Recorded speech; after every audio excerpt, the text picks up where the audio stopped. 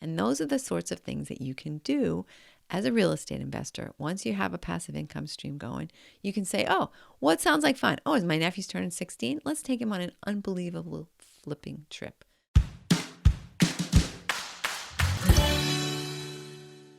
Welcome back to Women Creating Wealth. I have a great idea for you today. So many people have said to me, Chris, I really want to get into short-term rentals, but I'm so concerned because I don't have a big enough place. I don't have an extra bedroom. I don't have a yard. I'm just a person sitting in a one-bedroom apartment or a studio, and I just don't have the space, but I really want to get going. So here is an idea for you, for them, for anybody that's in that situation.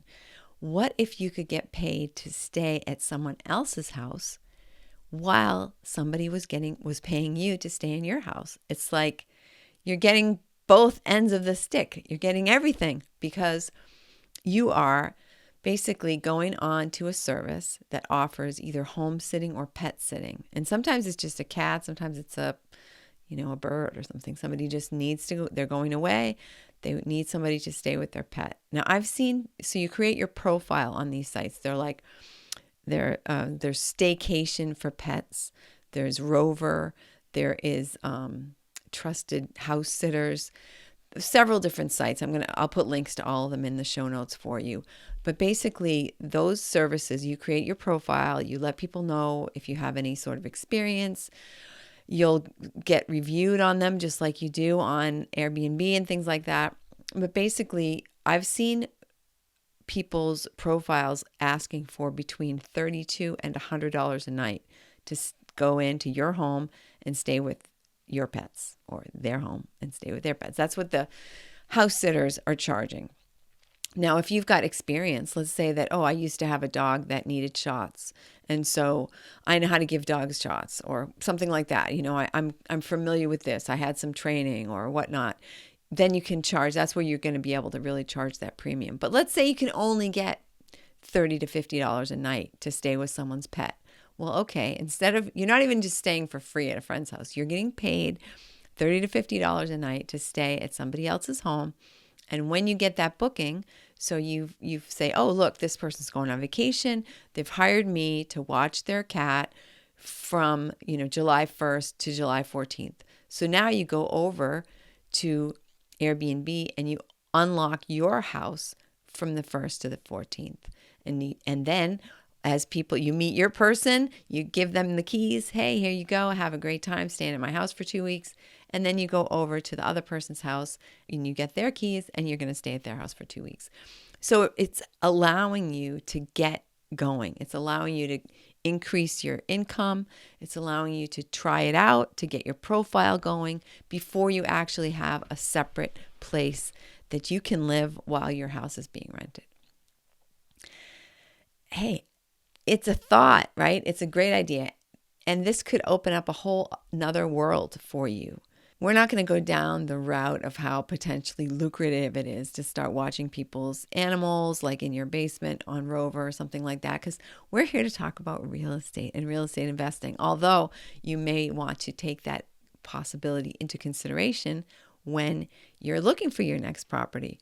But if you're in a situation where you just don't have any way, you can't see any way of getting any extra income from your property at this moment in time because you don't have another home, and you might say, well, okay, I'm going on vacation for a week, but that's it. No, this gives you an opportunity to get some added income on both the getting paid to stay at someone else's house and having someone having someone pay you to stay at their house.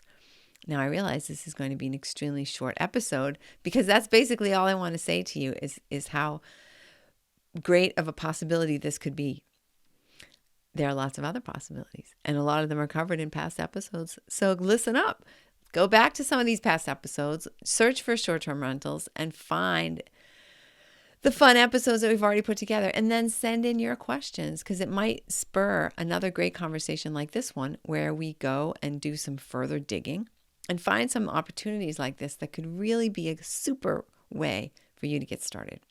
And what are you going to do with all that extra money? Consider using it to go to the workshop that we have coming up in the fall.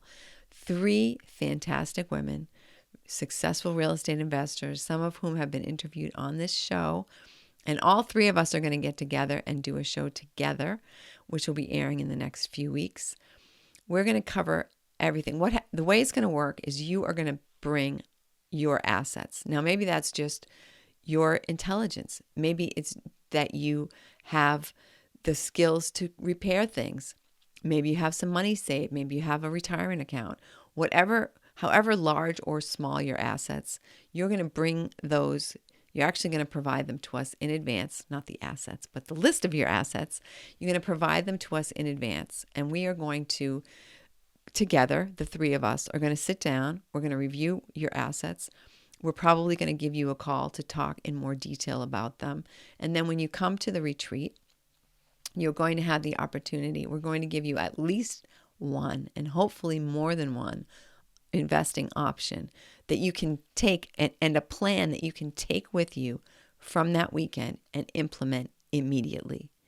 There may be a plan B that might take you 6 months to get ready for, but there will be something that you can do when you walk out of that seminar, when you walk out of that 3-day retreat.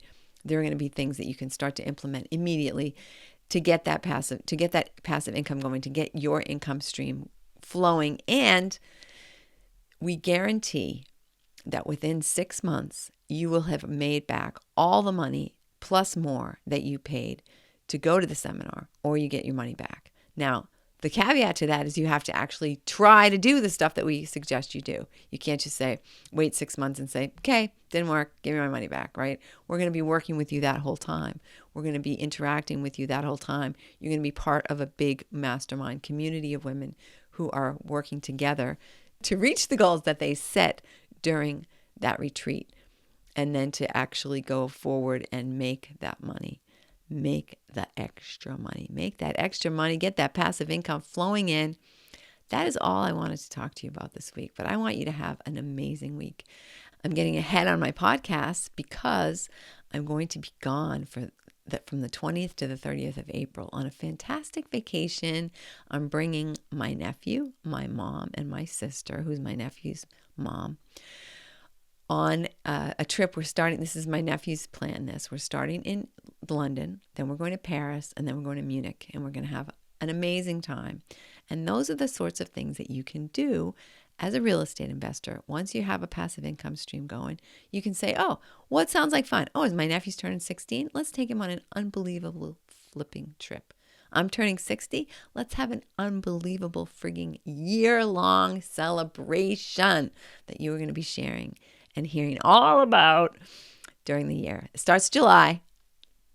In the meantime, try this thing. Do a little searching around. Create a profile on one of these pet sitting websites and just see what could happen. I know someone's going to send me an email and say, oh, Chris, I liked your idea about pet sitting, but I'm allergic. So watch someone's goldfish.